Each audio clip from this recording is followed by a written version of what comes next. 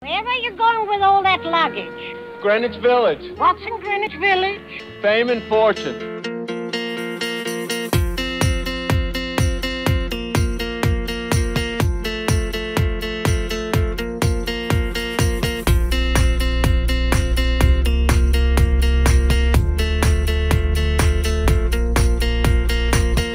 Next stop, Greenwich Village.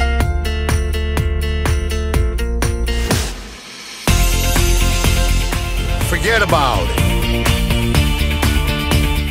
I still feel like the East Village retains some of its kind of, weirdo East Village vibe. People that moved to the East Village in the 70s and 80s are now, older, and then they're still in their rent-controlled apartments, so you still see like these weirdo freakos walking around. So I feel like East Village has that more than any of the other neighborhoods.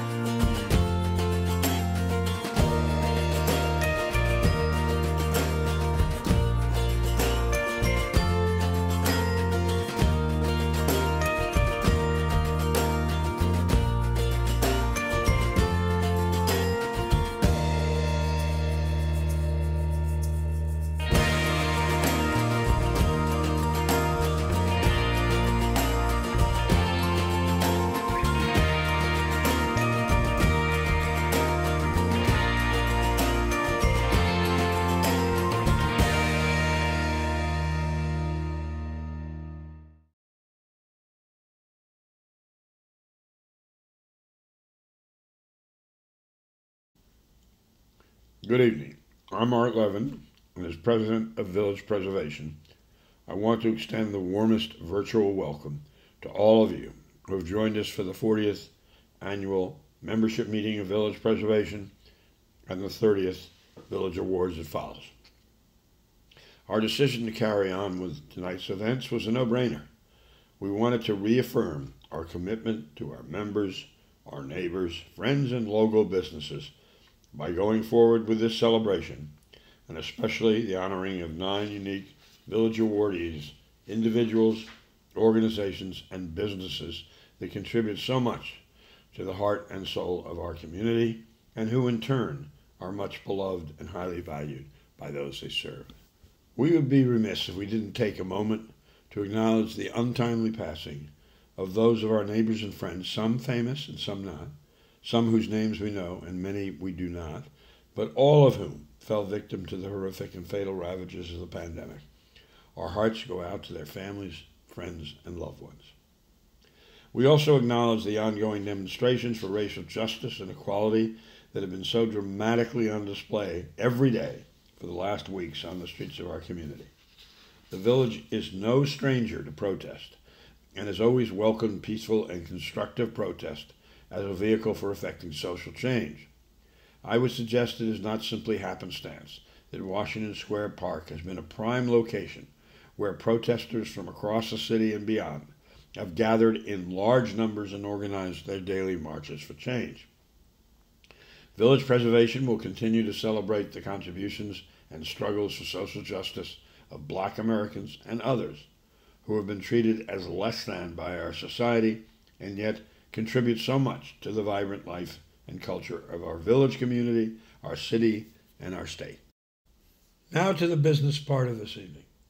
Alan Sperling, Secretary-Treasurer of Village Preservation, has confirmed to me that a quorum of members is in virtual attendance, and in accordance with our bylaws, I now call the 40th annual meeting of the Village Preservation membership to order. All members should have received an email with a copy of the 2019 financial and membership reports. If you did not, please contact the office and ask them to send you copies. It's my pleasure to next introduce Mary Ann Arisman, former Village Preservation President, longtime trustee, and co-chair of the nominating committee, who will present the committee's 2020 report to the membership. Mary Ann. Thank you, Art. The Village Preservation Nominating Committee is entrusted with the task of identifying new members for our Board of Trustees and confirming the continued engagement of current trustees. It is now with great pleasure that I present the slate of trustees recommended by the nominating committee to be voted on by the Village Preservation membership this evening via a Zoom poll. Like everything else, our method of voting will be very different this year. When it comes time to vote, you will see a pop-up poll on your screen. Please click on the yay or nay button to indicate your vote. There will be two polls, one for returning trustees and one for our new trustee. Please vote now, or you can start voting now for our renewing trustees. The trustees being proposed for a renewed 3-year term are as follows: Richard Blodgett, Kyung Choi Bordis, Anita Isola, John Lamb, Leslie Mason, Ruth McCoy, and Alan Sperling. Occasionally, we elect trustees for a 1 or a 2-year term to balance the board. We propose to renew a 2-year term for trustee Justine Leguizamo, and we propose to renew a 1-year term for trustee Jessica Davis.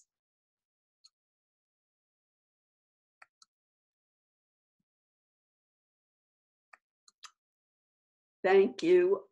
We've closed the poll and all returning trustees have been approved.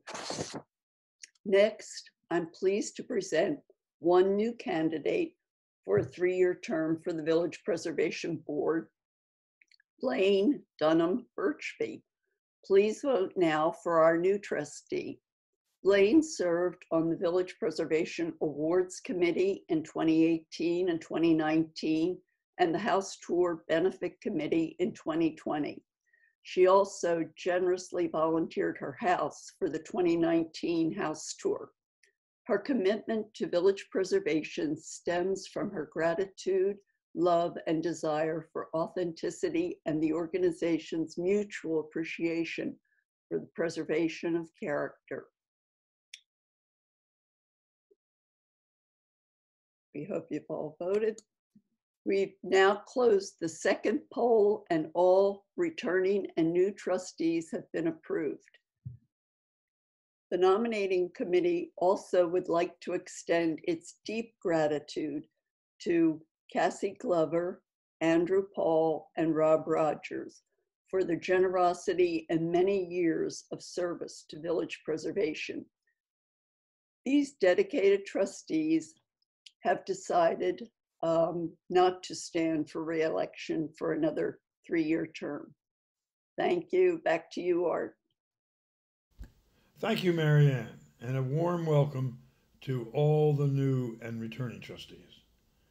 I'd like to take a moment to recognize Village Preservation's amazing, hardworking, dedicated staff who have helped make this evening possible, all the while continuing to advance our mission despite the dislocations of the pandemic.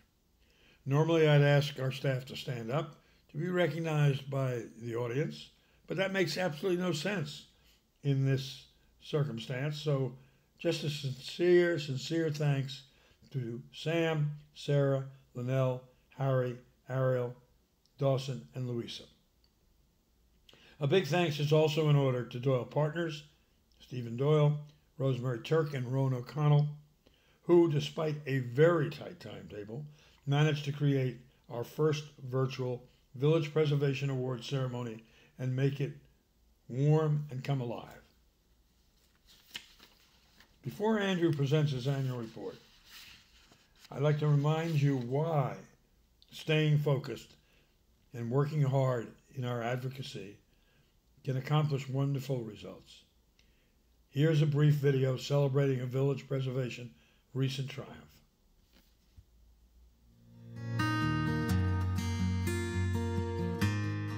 These two handsome cast iron buildings have an important commercial and artistic history.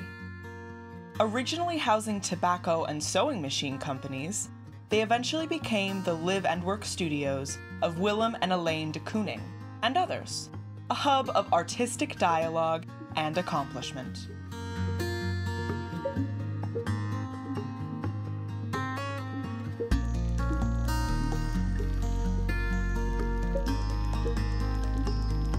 Hearing that they were slated for demolition to build a 14-story office tower, Village Preservation campaigned for a year and a half to landmark them. Finally, they were designated as landmarks in 2017. That's why we get to call ourselves Village Preservation.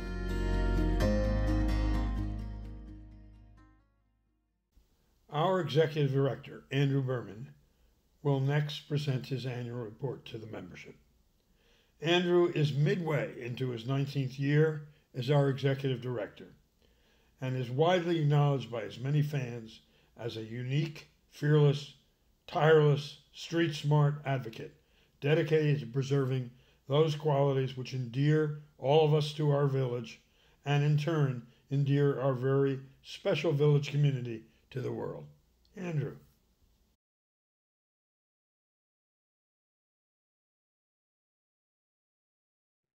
Welcome, everyone, and thank you for joining us virtually for our 40th annual meeting and 30th Village Awards. As I always say, this is my favorite Village Preservation event of the year, in which we get to honor some amazing awardees and look back on a year of hard work. Having to do so remotely is painful in many ways, and as for all of you, this has been an especially challenging year for us. But if anything, I think that makes this year's event all the more important, our awardees' contributions that much more invaluable, and what we've managed to accomplish this year so much more remarkable. Let me start with preservation advocacy. The outcome of many of our most important campaigns remains in limbo thanks to the COVID crisis, though in each case we waged a vigorous effort with real and substantive results. We led the charge against an effort to secure air rights transfers for a planned new tech office tower at St. Mark's Place and 3rd Avenue, which would allow it to grow 20% larger than zoning allows. We managed to secure a unanimous rejection by the local community board and strong opposition from local elected officials, including a statement against the plan from local council member Carlina Rivera. If she maintains that position, it will mean the application will ultimately be denied when it comes to the City Council for the approvals it needs. Earlier this month, the Landmarks Preservation Commission sent a developer back to the drawing board for an application we'd rallied against at 9th Avenue and 14th Street in the Meatpacking District. That plan for a large new glass office tower and deconstruction of a row of historic houses is now off the table, at least in its current form. We also spent much of the last year pushing back on the plan by the city to implement a special permit requirement for hotels in Greenwich Village and the East Village south of Union Square. Not because it would do our neighborhoods any great harm, but rather because it would do them virtually no good. This is the sole zoning, quote unquote, protection being offered as mitigation for Councilmember Rivera and Mayor de Blasio's upzoning for construction of the 14th Street Tech Hub. And it does almost nothing to protect the surrounding neighborhood. We exposed that the city's own analysis for the plan showed its impact would only be to allow office building development to replace hotel development in this vulnerable area, and would still allow low-scale historic and residential buildings to be demolished and replaced with much larger commercial ones. And we exposed that the city's own required environmental analysis for the proposal was rife with inaccuracies and oversights, including the failure to identify scores of historic buildings which would be impacted, thereby forcing major changes to the environmental analysis. We instead demanded the comprehensive landmark and zoning protections this area needs and deserves, which Councilmember Rivera had promised to condition her vote for the 14th Street Tech Hub upon, but failed to do. Before the COVID lockdown, our efforts resulted in both affected community boards strongly rejecting the proposal and demanding the protections we called for, with Borough President Gail Brewer doing the same. The review and approval process for this proposal remains on hold. Pushing back on this toothless hotel special permit proposal was not the only way we continued our fight for real landmark protections for this endangered and largely unprotected area between 5th and 3rd Avenues, 14th Street and 9th Streets. Before and during the pandemic, we continued to perform in-depth research on buildings in the area, unearthing amazing histories which we publicized, submitted to the city, and then used to leverage ever broader support for our landmarking efforts. This included research showing that the unprotected building at 11 East 12th Street was the home of great American painters J. Alden Weir and Reginald Marsh. We showed that 88 East 10th Street was the home and studio of WILLEM de KOONIG, and that 17 East 13th Street housed Anais Nin's personal printing house. We documented the role of 55 Fifth Avenue played in housing the recording studios where Billie Holiday and Benny Goodman made their very first recordings, and where the first integrated musical sessions were ever recorded. We also demonstrated 6466 Fifth Avenues over 2 decades as the studio of Martha Graham, also known as the Picasso of dance, where she made radical and lasting innovations in that art form. We also showed how 70 Fifth Avenue housed the early headquarters of the NAACP during critical stages of its anti-lynching and anti-racial discrimination campaigns, as well as how nearby 85th Avenue housed the first offices of the National Gay Task Force, the country's first national LGBT rights organization. This spurred support from those 2 highly respected civil rights groups for our landmarking effort, as well as from a range of scholars, writers, and academics. And we did not let up in our ongoing campaign to remind Councilmember Rivera of the solemn and still unkept promise she made when she ran for office to ensure that any 14th Street Tech Hub would only come with protections for the surrounding Greenwich Village and East Village neighborhoods to protect us from the impact of the Tech Hub. Demonstrations we held and reports we issued garnered considerable press attention and kept the pressure on both the mayor and the council member to finally come through with the real protections for our neighborhood, which we rightfully demand. We were similarly not shy about bringing our message to the streets regarding the plan to demolish a landmark pair of houses at 1416 Fifth Avenue in the Greenwich Village Historic District and to replace them with a 244-foot tall super luxury condo tower. While the plan released early this year was reduced in size somewhat from the 367-foot tall tower that had been floated 2 years earlier, it was still outrageously out of scale for its surroundings and would still require unacceptable demolition of the building with a rich history attached to it located in a historic district. Our research and advocacy around the building's history and the controversy around the proposal attracted media attention and strong support from local elected officials, scholars, preservationists, and thousands of New Yorkers who care about their city.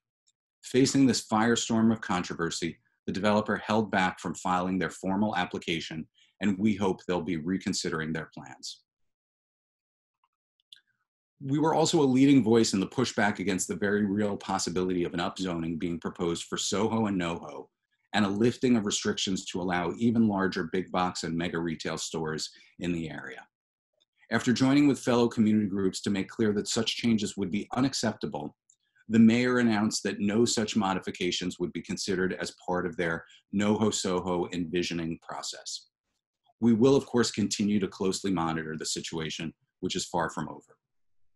In spite of these successes, there were, of course, bitter losses as well. The old St. Denis Hotel at 11th Street and Broadway was demolished, and we saw its all-glass tech office tower replacement begin to rise. Exactly the kind of development the 14th Street Tech Hub encourages, and the hotel special permit plan we are pushing back upon does nothing to stop. And we saw a cascade of closures of beloved neighborhood businesses, struggling even before COVID, for many of whom the pandemic and shutdown were the final nail in the coffin. The 80-year-old Gem Spa on St. Mark's Place was but one tragic example, but a particularly tragic one.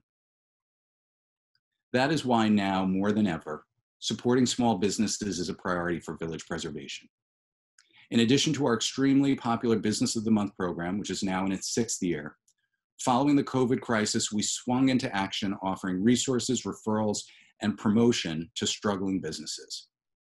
Throughout the year, both before and during the pandemic, we formed increasingly close working partnerships with our local small businesses, launching a video campaign as well as a storefront signage program to promote small businesses and the history of our neighborhoods at the same time. We also staged programs especially for small businesses designed to help them navigate the landmarks process. Of course, programming like this hit a roadblock none of us anticipated with the COVID shutdown. Lectures and tours had to be canceled or postponed, and we had to rethink and shift to a safe virtual format. I'm proud to say that in spite of these obstacles, we really rose to the occasion. We actually exceeded our all-time high numbers for programming this past year, with 87 public programs attracting nearly 9,000 participants. As an illustration, here's a brief video. It's not a lecture, it's like an evening at a bar, so enjoy all of it. Village Preservation hosts over 70 programs a year, which are meant to illuminate the cultural and architectural heritage and the value of preservation in our communities. This program is about Prohibition 100 years ago. Of course, we hosted it at Chumley's, a former speakeasy in the village. We also revisited the tragic Triangle Shirtwaist Factory fire, which claimed the lives of 148 workers locked in a burning factory on Washington Place.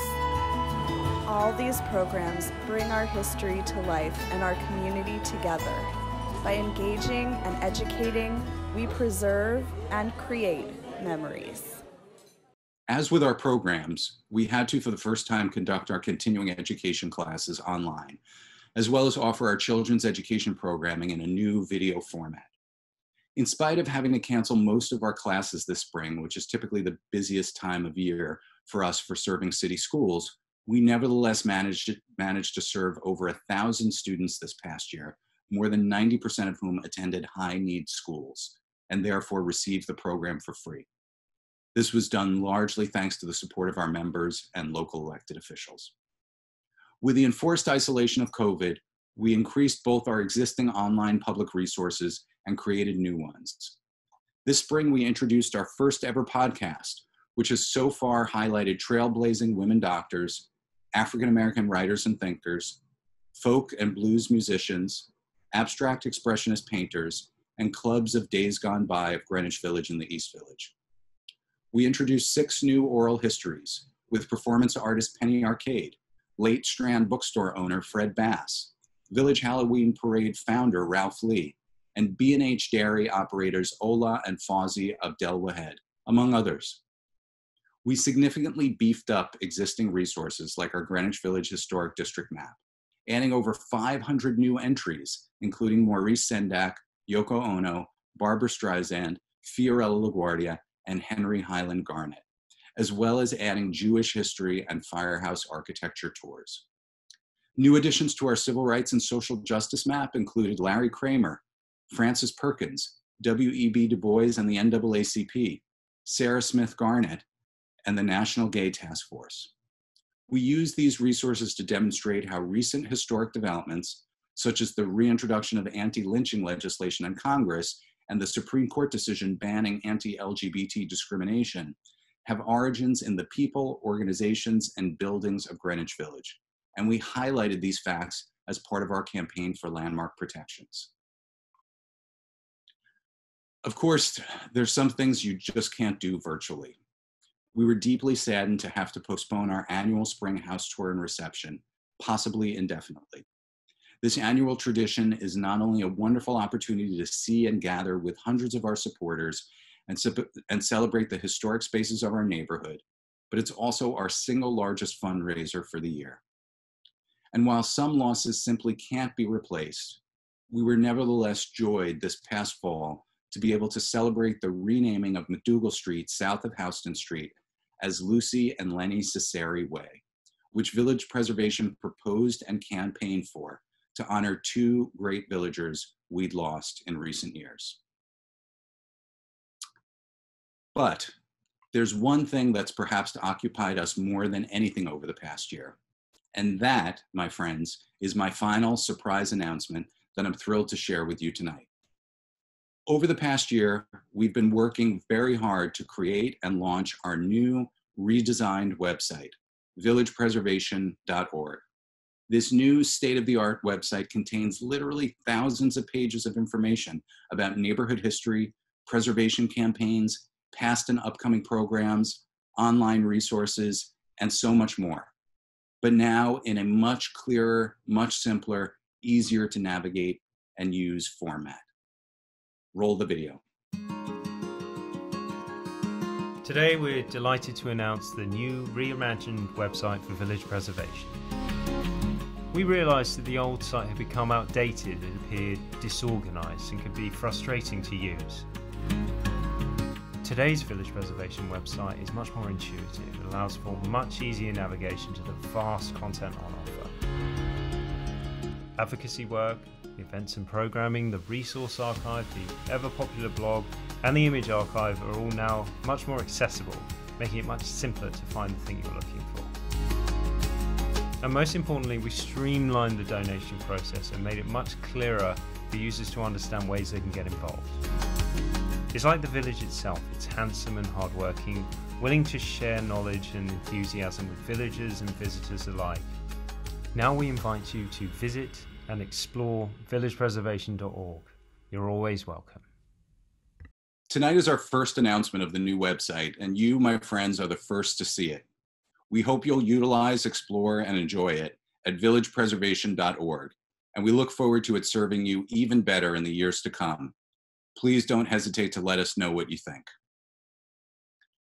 So it's no exaggeration to say that this has been a historically difficult year for us, as it has been for so many.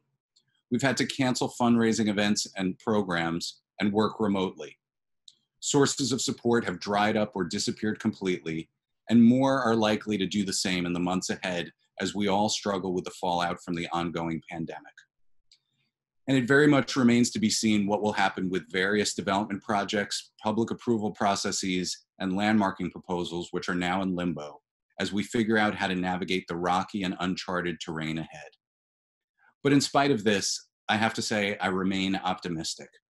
Under the most trying of circumstances, we've managed to accomplish so much over this past year.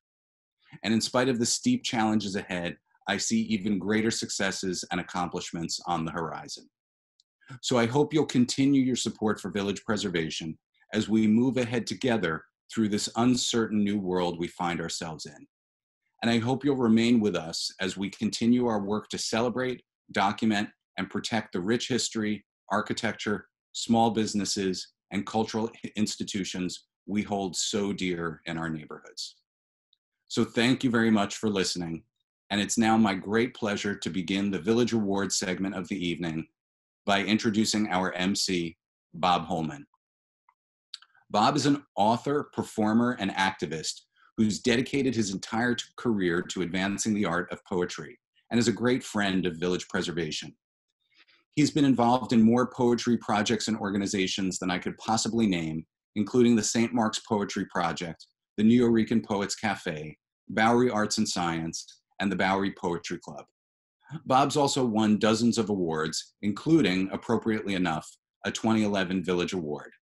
He's going to start tonight's presentation with one of his poems. Take it away, Bob.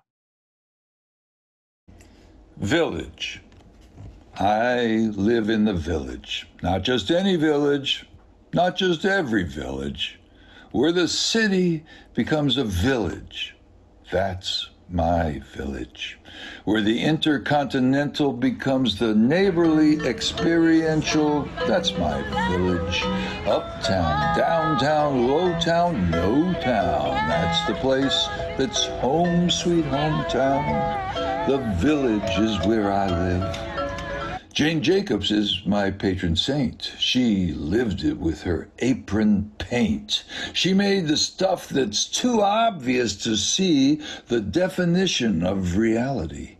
A mix, a mess, a mishigas, some trees and cement, some mental floss to let ideas drip like a faucet. Honey trees grow in a bedroom closet. So as you walk down these concrete paths, making your tantric plans to evanesce the globe, always centered on this place's energy rocket, why, that's simply the pulse of living here. All the lands and all the peoples and all the dreamboats behind the blinking windows of these stacked buildings, the population froths in imagination syncopation. Utopic and grand, elegantly funked and plastered, it's a village you're living in, all the way down, hometown, lowdown. Mighty squat, humanness. The village is where I live.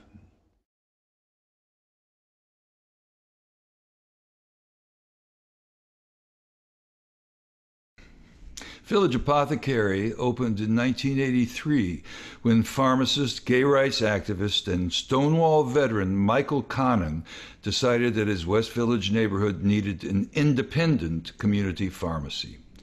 In the 1980s, the West Village was the epicenter of the AIDS epidemic. Misinformation was rampant, prescription coverage was limited, and most pharmacies did not want to be burdened with the expense and social stigma of stocking AIDS medications. Village Apothecary was a safe haven, and since 1983 has served thousands of HIV/AIDS patients. After 10 years, Michael's nephew George Manos took over and ran the store for the next 2 decades. One moment in Village Apothecary's distinguished history was its battle with pharmaceutical giant Merck. A promising new drug, Crixivan, was only available in one place in the country. Village Apothecary went to bat for the community, petitioning congressmen and senators and appealing directly to Merck. They ultimately won the fight and earned the right to dispense the drug. When George retired, he wanted the store to remain an independent, family-run pharmacy. Dr. Vijay Desai stepped in and maintains the values and traditions that made Village Apothecary what it is. It's now run by owners Vijay and Matal Desai, pharmacist Norman Saban, who has been working at the pharmacy since 1985, and John Kaliabakos, Director of Pharmacy Services. Recently, Village Apothecary joined other independent pharmacies in petitioning New York State to end the unfair policies which forced many independent pharmacies out of business. Village Apothecary takes great pride in employing a diverse staff. They have one thing in common, and that is that they are all proud New Yorkers serving their community, remaining open through snowstorms, blackouts, Sandy, 9/11, and now COVID-19. They help customers navigate red tape and fill out the paperwork and advocate for them with medical professionals and insurance companies. The pharmacy works closely with and supports many numerous local charitable institutions. Village Preservation is very proud to present the 2020 Village Award to Village Apothecary for serving the public, especially people with AIDS, seniors, and those most in need, with unceasing dedication, going above and beyond to provide personal customer service since 1983.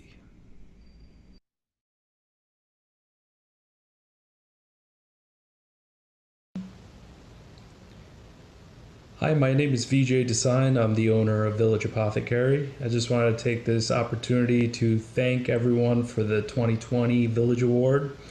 It just means a great deal to us, especially this past couple months during this whole COVID situation. To get an award like this, it means so much to us. And I just want to first of all thank the Greenwich Village Society for Historic Preservation for everything that you guys do and for supporting us as well. And also I want to thank the Village Apothecary staff. We have a great staff, and without them, Village Apothecary is nothing. So this goes out to all the pharmacists, pharmacy technicians that have stepped it up these past couple months. And also, lastly, I wanted to thank the community for sticking with us during all these tough times. And yeah, thank you for this award. It means a great deal to us. And everyone, be safe, be healthy. Thank you.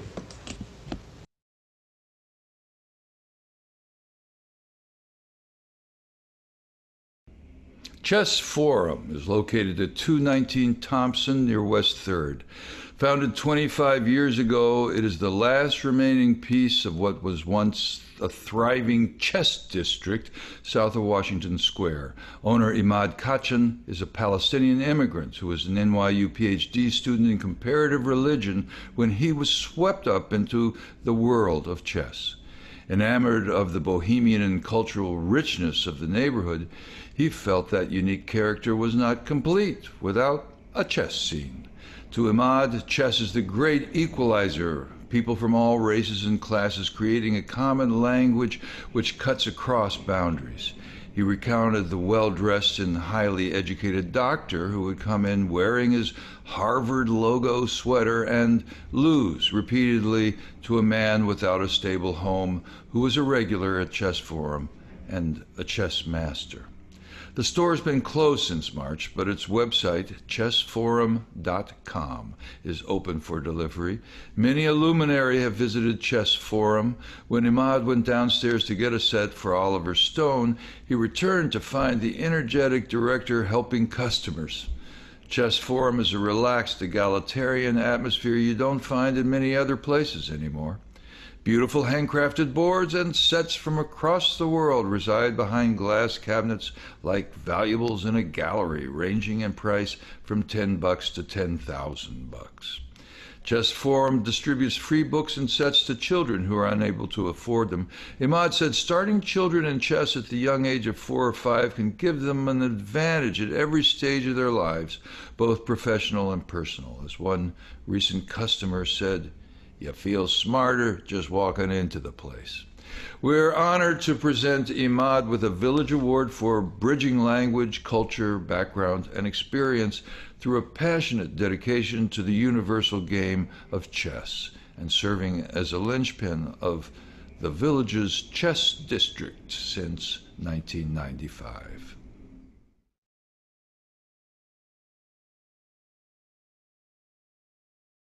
Hi, my name is Imad Kachan, and I'm the owner and manager of Chess Forum in Greenwich Village.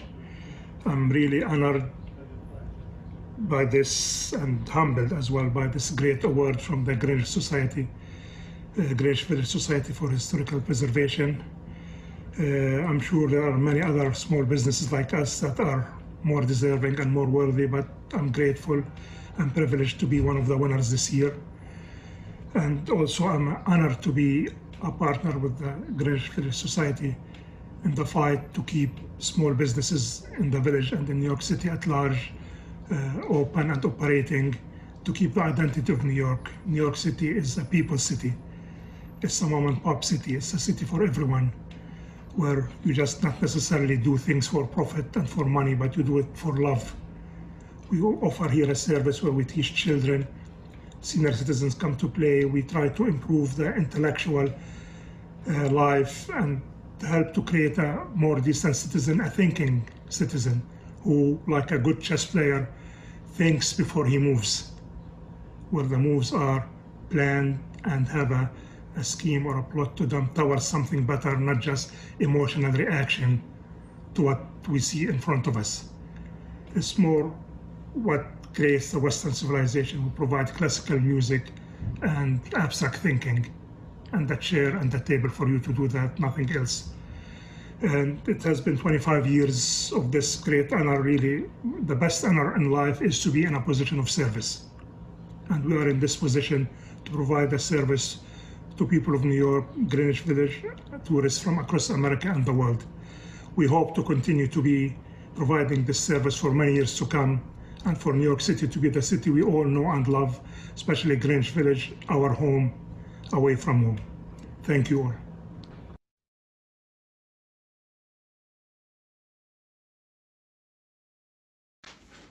Cinema Village is located at 22 East 12th Street in an altered former firehouse built in 1898. When it opened almost 60 years ago, Cinema Village was one of New York City's many repertory cinemas, but by the 1990s, nearly all had disappeared from the city. Cinema Village has been owned and operated by Nick Nicolaou since the 1980s. Nick immigrated to the United States from Cyprus at age 12 and started working at Cinema Village around 1975 at the age of 15. He moved up to general manager and owned the cinema by the late 1980s. Cinema Village is now managed by Nick's children. Nick has a passion for historic movie theaters and also owns the Alpine Cinema in Brooklyn and Cinemark Cinemas in Queens. Nick said, "I only kept theaters that I think should mean something to people in New York." The theater scrupulously maintains affordability for its patrons. Cinema Village is home to numerous film festivals, and prices are kept below market rates. Nick selects films that Hollywood typically shuns. He said, "For 30 years, I'd play a movie because it deserved to be shown, and I didn't care if I would make the money at the end of the day or not. I would play movies from all over America and small countries. I don't want anyone to censor anyone." Censorship is an issue that Nick feels passionately about. In spite of potentially deadly consequences, Cinema Village was the only theater in New York that did not bow down to the threats of an attack on cinemas premiering Sony's film, The Interview. Even with business closed due to COVID-19, Nick is grateful to New York City. Cinema Village has maintained its philosophy, accessibility, and diversity, which is so emblematic of the ethos of the village. Thus, we're thrilled to present Cinema Village with a Village Award for bringing art cinema to New York as the oldest continuously operated cinema in Greenwich Village, and one of the oldest in all of New York City, thriving where few others have since 1963.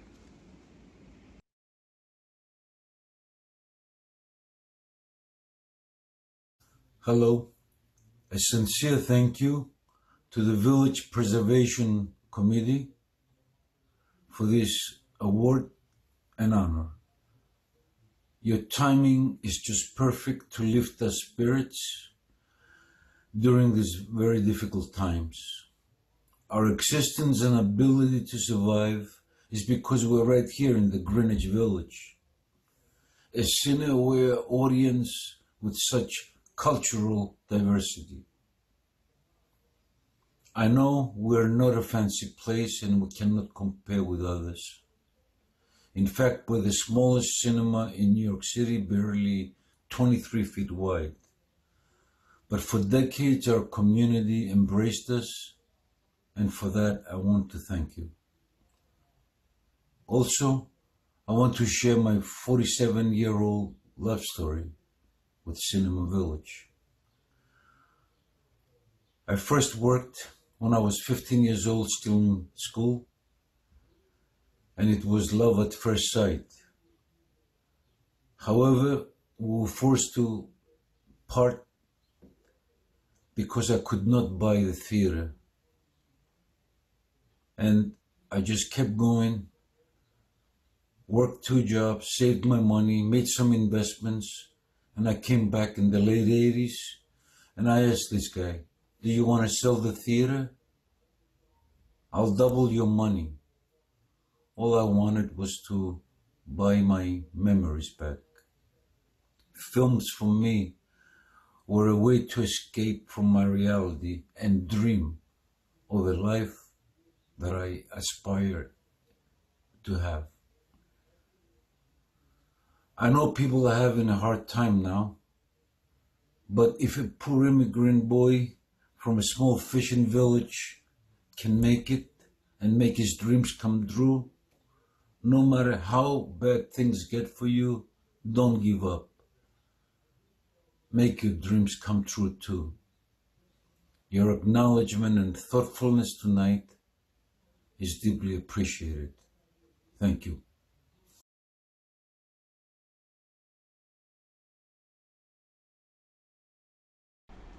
Have you ever meandered into a bright little shop at 113 Avenue A between St. Mark's Place and 7th Street?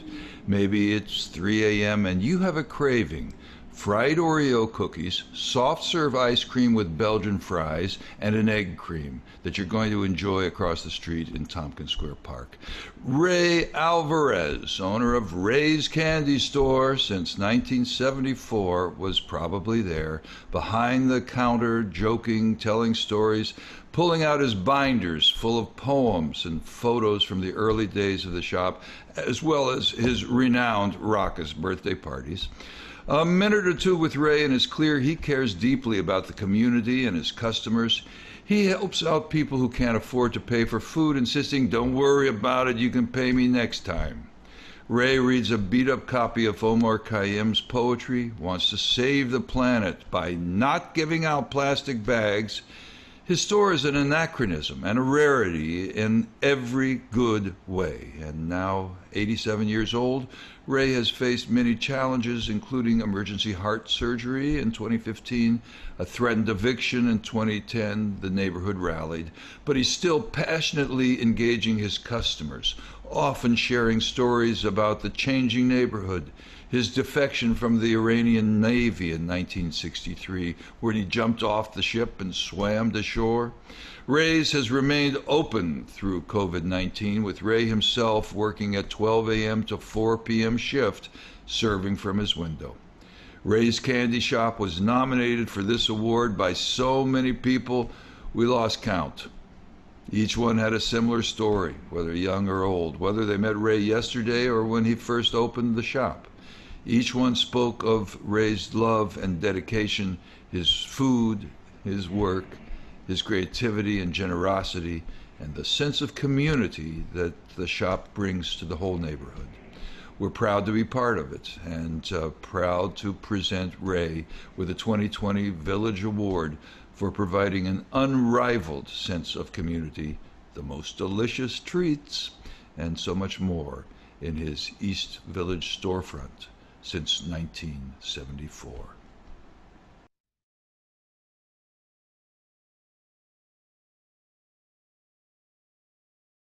Thank you, Village Preservation. I love you. Thank you.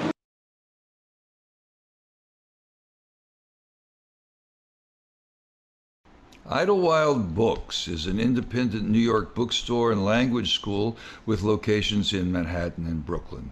It was established in 2008, and in 2016 it moved to its present location at 7th Avenue South, corner of Perry Street.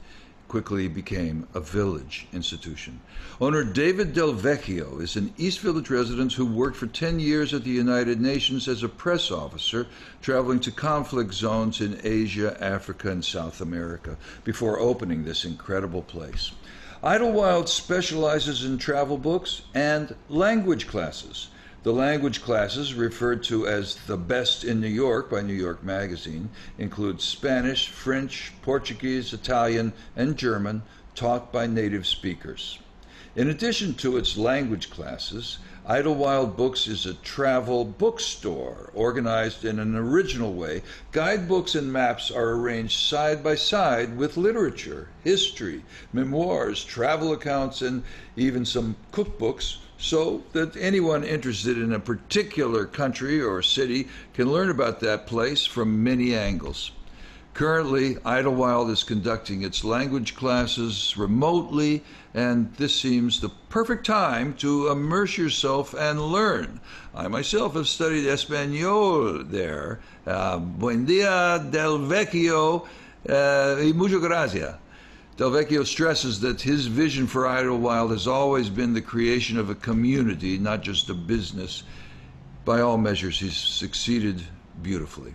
We're proud to present Idlewild Books with a Village Award for nurturing an international community of learners and travelers in Greenwich Village through an outstanding selection of travel books and language classes.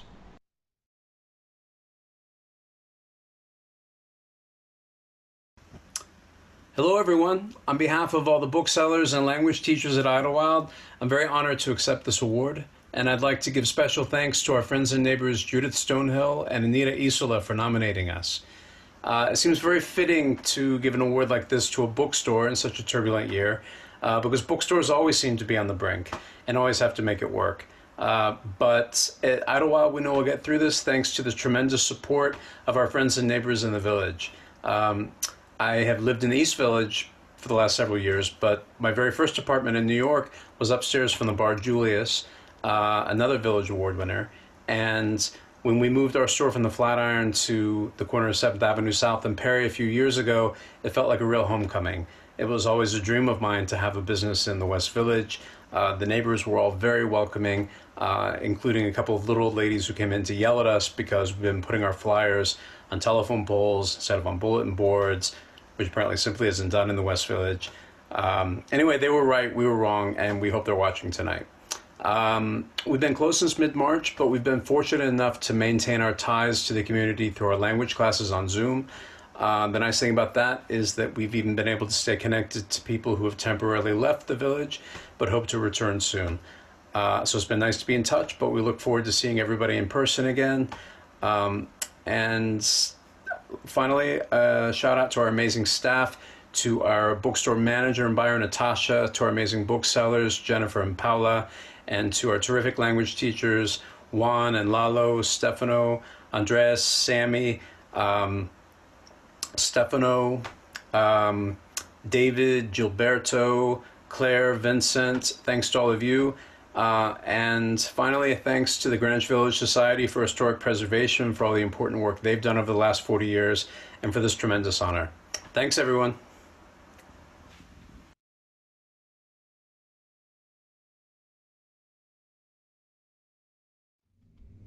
Community Affairs Officer Detective Jaime Hernandez of the 9th Precinct has spent his career building relationships of trust and mutual respect with the East Village's diverse and sometimes contentious communities. At a time when society has taken a hard look at our police and criminal justice system, Jaime has built a highly regarded reputation throughout his career as someone who builds the bridges and works closely and collaboratively with the communities he serves. Detective Hernandez is always a welcome presence at the events that make the East Village such a vital neighborhood. From small block parties to Wigstock, concerts to church processions, protests, and celebrations, through 9/11, Sandy, the 2nd Avenue gas explosion, and other tragedies and emergencies, Detective Hernandez has been there to support and protect the community. In 2017, Jaime received the first Keeper of the Peace Award presented by the Middle Collegiate Church. Church leader Reverend Dr. Jackie Lewis said, "There's no way we can heal what's broken in America between police and civilians without collaborating." The warm relationship we have with Jaime helps warm the whole precinct. Jaime's been a finalist for the Village Award for several years now, but he always had other commitments and been unable to accept, including one year he missed because he had just donated a kidney to his daughter. Detective Hernandez also received one of the first Lower East Side Community Heroes Awards when nominated by Council member Rosie Mendez in 2014. He mediates disputes when necessary in a calm and caring manner and is always available to listen and lend a hand, even on his days off. And I can speak from personal experience over the years when I worked with the Howl Festival, when I helped to put together Steve Cannon's memorial. Detective Hernandez was there, so giving him a 2020 Village Award for skillfully and faithfully serving the East Village for over 25 years as a true liaison between the precinct and its diverse communities. And when we do reform the police department, I would like Jaime Hernandez to be one of the leaders. His work with the community is unparalleled.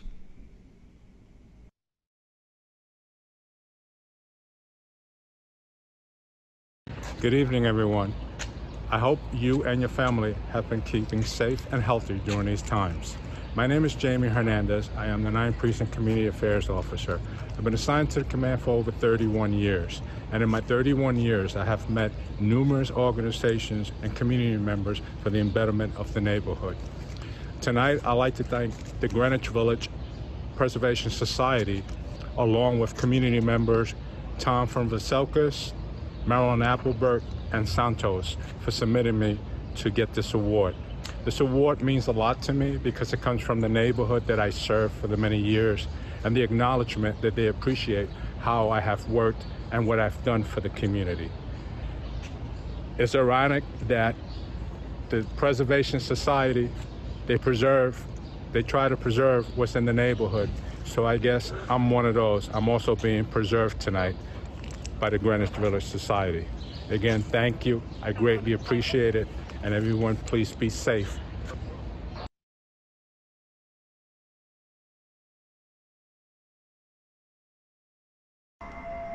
M&D Shapiro Hardware at 7 Great Jones Street is the quintessential New York small business story of hardworking immigrant business owners sustaining their communities.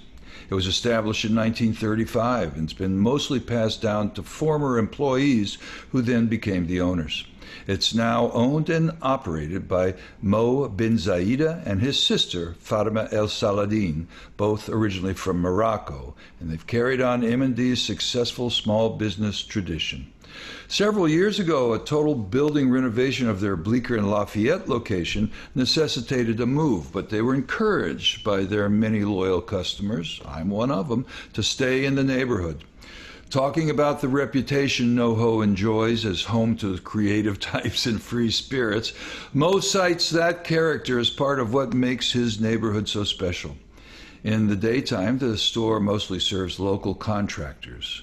More local residents appear in the evenings after work and on weekends. Residents come for cleaning supplies or paint. Mo and his staff will mix up any color for you right on the spot.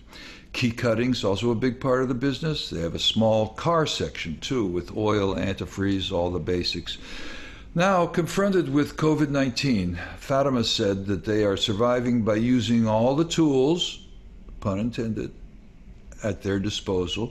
They know the neighborhood and customers by name. They offer personal service accommodating specific needs. They now serve their community from the entrance.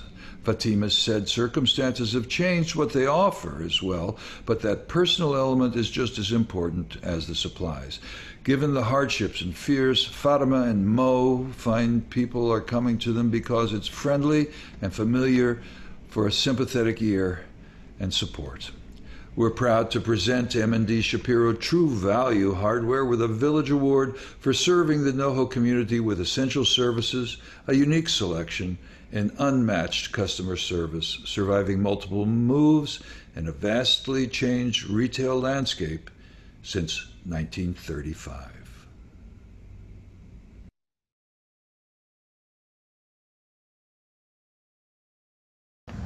Hi, this is Fatima from M&D Shapiro Hardware. We thank you very, very much for the reward. It's an honor for us. And thank you to everybody in our community that helped us stay open and continue to serve our community. Thank you. This is Max. Yes, hi. A few words to say. It's an honor to be a 2020 Village Award winner of the neighborhood that we've been serving since 1935. Yes, that's 1935. And thank you again, and thanks.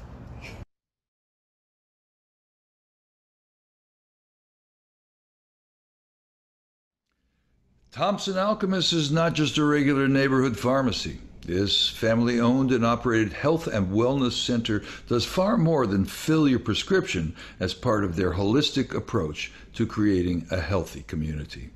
Literally, it's a mom-and-pop store. Owners Gary and Jolie Aloni have built a stable business with the feel of an art gallery and community center. Success is defined as enjoyment and soothing the soul. Gary, a trained pharmacist, sees their business as a socially engaged community place. More than a CVS, they want to connect the community to bigger things. They allow artists to hang their colorful works and host live performances and jam sessions right in the store. After 9/11, they were the only pharmacy open below Housen Street for about a month, providing supplies and filling prescriptions. Prior to COVID-19, Jolie and Gary hosted the Thompson Street Medicine Show, starring Sheriff Bob, Deputy Cat, and an eclectic mix of bluegrass aficionados and performers from the neighborhood. Gary says, society wants to turn everything into a business. With the healthcare system as tenuous as it is, a pharmacy needs to make money from a variety of other products. So Thompson Alchemists carry an array of wonderful hair and bath and body products for every taste. They have nurtured their name and brand over the years, and now they offer their own labeled projects, from Riley named Mama J's candles like Calm the Bleep Down calming oils with Bulgarian lavender, ambrosial bath salts, and a full line of CBD products. Jolie and Gary truly care about their neighborhood, their customers, their community, cultivating and nourishing what they call the Village Vibe. We're proud to present them with a Village Award for serving the South Village with health, wellness, and beauty supplies, and offering creativity and community through homemade products, personal service, and music since 1993.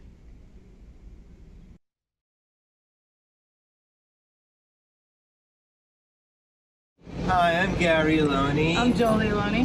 We're also known as Mama J. And Medicine Man. Medicine Man. We would like to thank the Greenwich Village Society for Historical Preservation for recognizing us for all of the work we've been doing with the community over the past 30 years. We really feel like we're an intricate part of our place here, and we love everything that we do. Everything that we've ever done has been organic, and we've just absorbed the energy that's been around us and channeled it to help as many people as we can throughout the years. Greenwich Village, you rock, and we're so proud to be a part of this, and we want to tell you how thankful we are to have this award. Thank you so much. We appreciate it.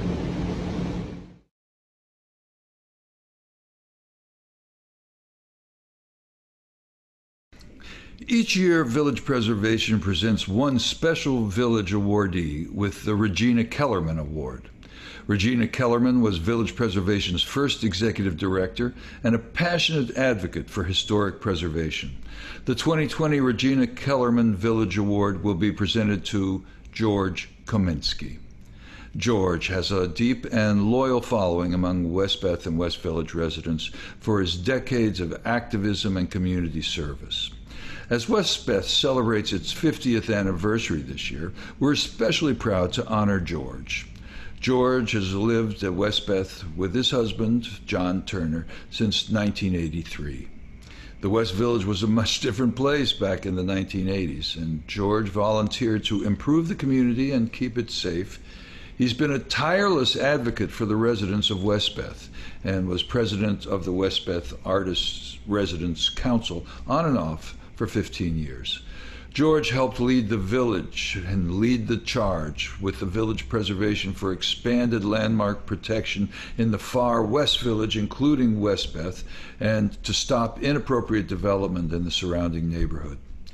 George jointly organized with Village Preservation the very first Westbeth Artists Loft Tour, which was a unique opportunity for the public to access the incredible spaces and artwork found at this community apartment, Westbeth. During the COVID-19 crisis, George is running the Emergency Response Committee at Westbeth. They've organized floor captains and food and pharmacy runs for the homebound residents.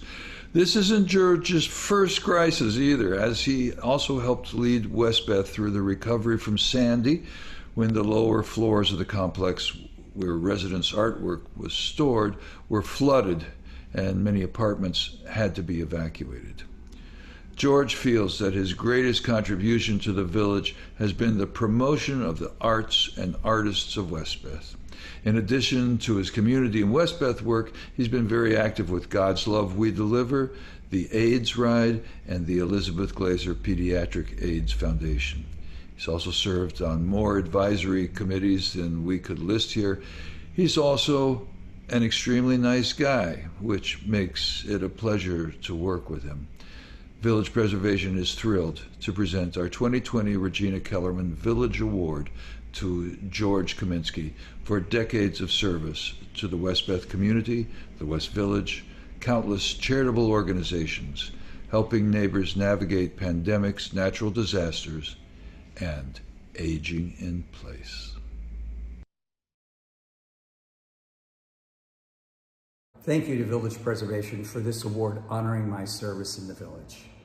I've been a member of the God's Love We Deliver crew for 23 years, and I'm rapidly approaching 40 years as a member of the Westbeth family.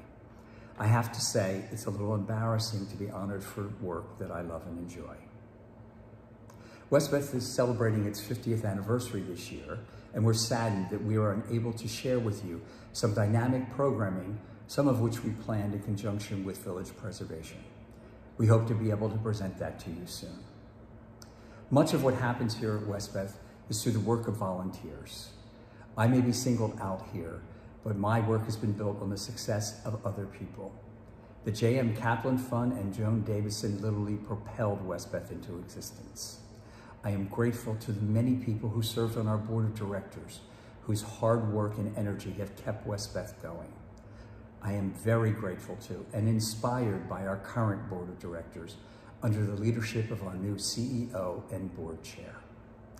But I am most appreciative to the many people who preceded and worked with me on the Westbeth Artists Residence Council, and to the many people who volunteered for the programming presented by the council. Community and cultural programming may have flourished under my leadership, but it wouldn't have happened without the help of many, many other people. All of the failures are my own, but the successes have been a community effort. And community is the operative word here. Westbeth is a unique community of hardworking and sometimes struggling artists. I am happy that my work may have made it a little bit less of a struggle for some of our artists and residents. As we look to the next 50 years, I hope more people will come forward to continue the good works of Village Preservation, God's Love We Deliver, and Westbeth. In a better world, there would be more Westbeths around the globe. On a more personal note, I'd like to wish a very happy birthday to my mother, who's celebrating her birthday today, and my eternal gratitude to my husband, John Turner, whose love and encouragement have supported me through all these endeavors. Thank you again to Village Preservation for this award, and congratulations on your 40th anniversary.